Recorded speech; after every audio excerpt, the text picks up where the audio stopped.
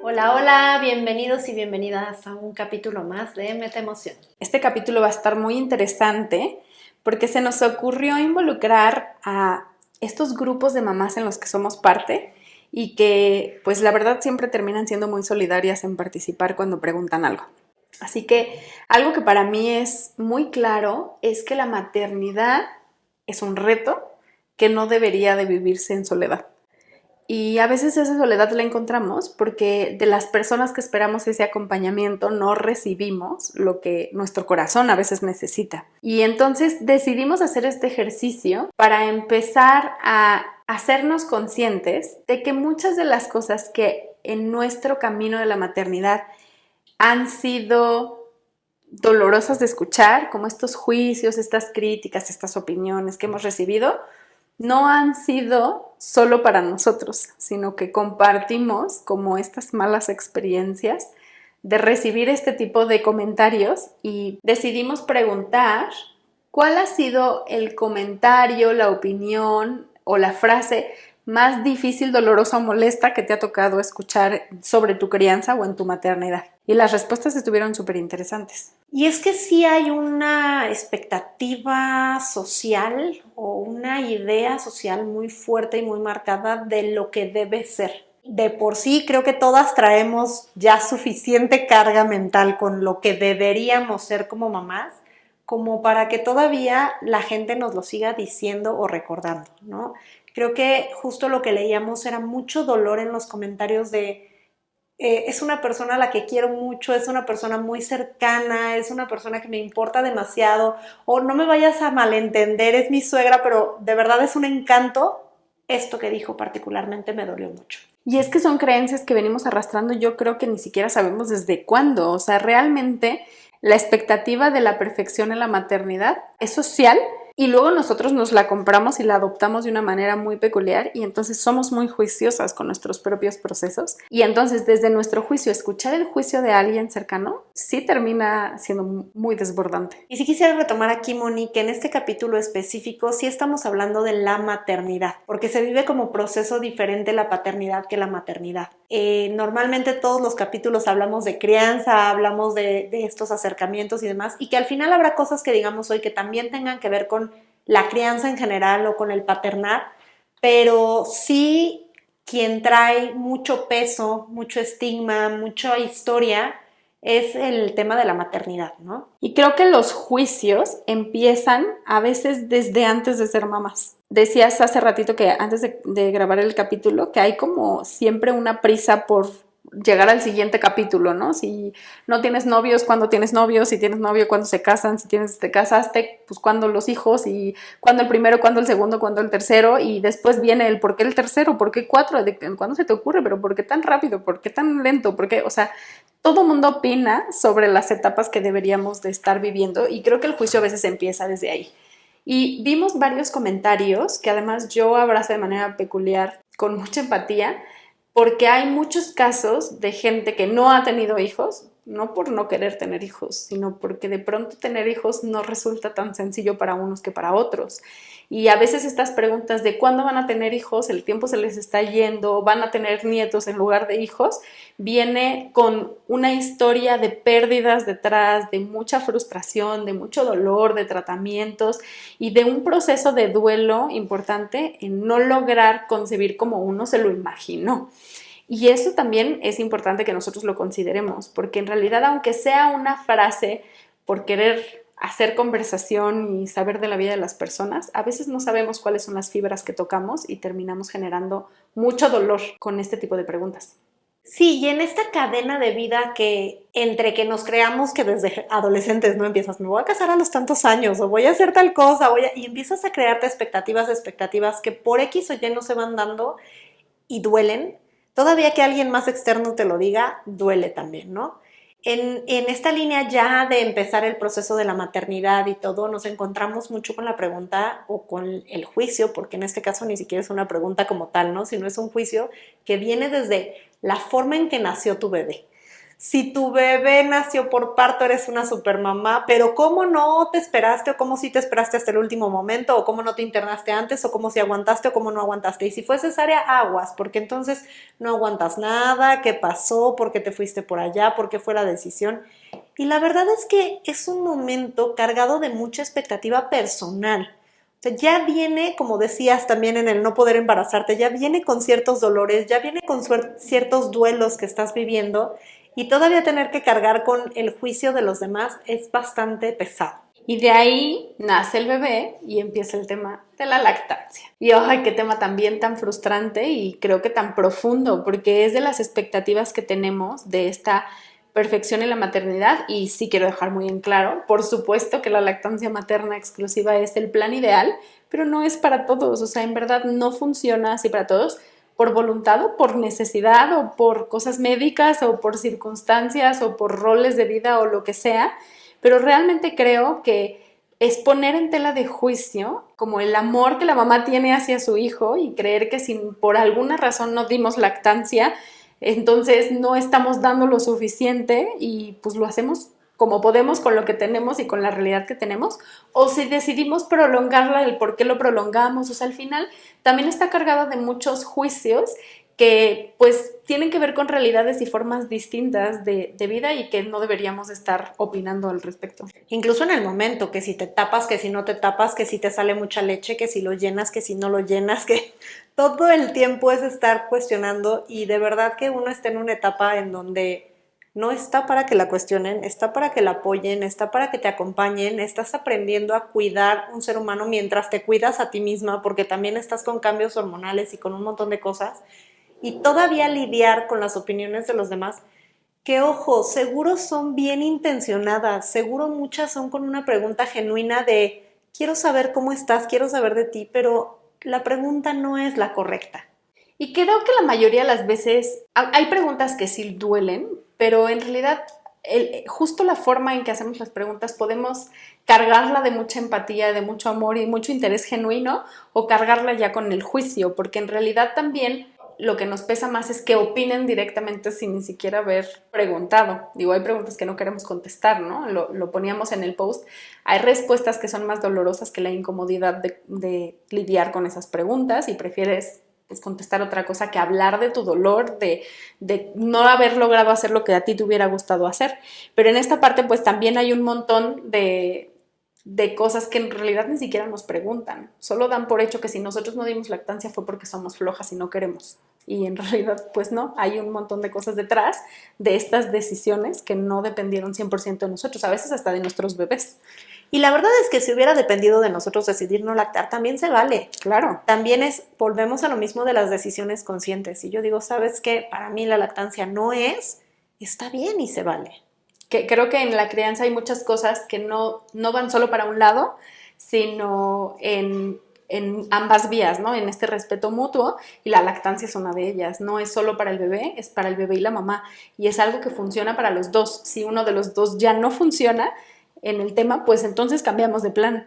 No es a costa de uno el tener que suplir las necesidades de los demás ignorando nuestros propios estados emocionales, físicos, y mentales. Otro de los temas que también usaron y que creo que son frases que tenemos como muy presentes son estas frases como el lo vas a embrasilar, lo tienes muy consentido, está muy apapachado, no tiene límites, todo lo que tiene que ver con nuestra manera de relacionarnos con los niños.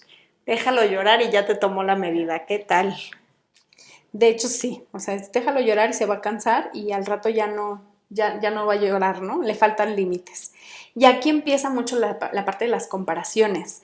Las comparaciones de todo tipo, o sea, la comparación de si un niño tiene un color de piel y el otro no, o el color de los ojos, o el tamaño, o O ya caminó, o ya corrió, o ya lee, o ya escribe, o ya multiplica, ya suma, ya resta, ya escribe, ya hace, y tiene 2 años. Exacto. Y es que al final nos gustó mucho una frase que nos compartió Isa en estas preguntas, que decía que de pronto creemos que hay multas porque los niños no cumplen el requisito de desarrollo que toque en cierto momento, cuando en realidad, lo hemos dicho en otros capítulos, las tablas de desarrollo son una guía, no son una regla, no son de cajón, nos hablan de un parámetro, y entonces estar comparando el ritmo de un niño con otro, la verdad genera mucha frustración, porque si piensas que como mamá debes estar haciendo algo mal, que no está generando que tu hijo logre cosas, o nos hace sentir mucha prisa y por lo tanto presionar procesos, y nuestra prisa no es el elemento que va a generar que nuestro hijo lo aprenda más rápido o lo haga mejor. Y que creo que volvemos a lo mismo de las cosas que ya traemos nosotros. Para mí sí es muy importante decir que creo que no hay mamá que no lo haya pensado antes, ¿no? Al final sí llega un momento en donde dices, ay, él ya está caminando y el mío todavía no. Ok, respiro y le doy su tiempo, ok, respiro y le doy su espacio, pero al final sí lo ves. Y que ahí viene el tema de la estimulación que llegamos a dar. Si lo llevamos a estimulación o no lo llevamos a estimulación. O lo llevamos a la escuela o no lo llevamos a la escuela. Que si fue muy rápido porque pobrecito está muy bebé, o ya está muy grande, ya debería de ir a la escuela. O sea, todo lo que tiene que ver con las decisiones que tomamos alrededor de nuestros hijos también siempre vienen cargadas de muchas opiniones de otros, de lo que piensan que debería de ser mejor de acuerdo a donde ellos están parados, aunque ellos no son responsables del proceso de desarrollo. Y es que además cada familia es diferente y cada familia tiene que reconocer, identificar, analizar y tomar decisiones de acuerdo a su modelo familiar. Y esto también siempre va a ser observado, criticado y juzgado. Sí, porque soy una mamá que me quedo con él todo el día, malo porque dejé mi carrera o porque dejé mi profesión o porque no hago ninguna otra cosa más que estar con ellos todo el día. Sí, porque soy una mamá que lo mandé a la guardería muy chiquito, malo porque pobre bebé abandonado mientras yo me iba a hacer otras cosas y no me importan mis hijos. Sí, porque soy una mamá que se va a trabajar y mi esposo se queda a cargo de los niños, malo porque yo soy la que floja y los abandono y mi esposo pobrecito víctima de la vida que está ahí a cargo, ¿no? O también criticado porque pues hace cosas que no deberían de hacer de acuerdo a su rol de género, ¿no? Al final, toda decisión que tomemos está cargada de juicios y no son decisiones fáciles de tomar ninguna de ellas. Creo que desde esa parte, que el objetivo del ejercicio iba un poco por ahí, al final lo que nosotros estamos queriendo poner en la mesa es, primero, esta conciencia de que absolutamente todas nosotras hemos escuchado en uno, varios o todos los temas que estábamos hablando, comentarios respecto a lo que estamos decidiendo y haciendo, cargadas de una expectativa fuera de nuestra realidad y cargada de un montón de sentimientos de culpa, de enojo, de frustración, de tristeza y de soledad, y que eso es lo que compartimos. La realidad no. O sea, mi realidad es muy distinta a la tuya, es muy distinta a la que de las mamás que nos escuchan, porque ninguna realidad familiar es igual a otra, ni tiene por qué serlo. Este juicio que recibimos o que nosotros sentimos que recibimos por los comentarios de los demás es compartido, y la sensación y la emoción que se siente recibir estos comentarios sí es algo que tenemos en común. Y por lo tanto tenemos que ser conscientes que al final la idea de este tipo de actividades y de tiempos que nos damos como de reflexionar, pues es lograr poner en su lugar todos estos comentarios que recibimos para darles la importancia que tienen, no más de lo que tienen.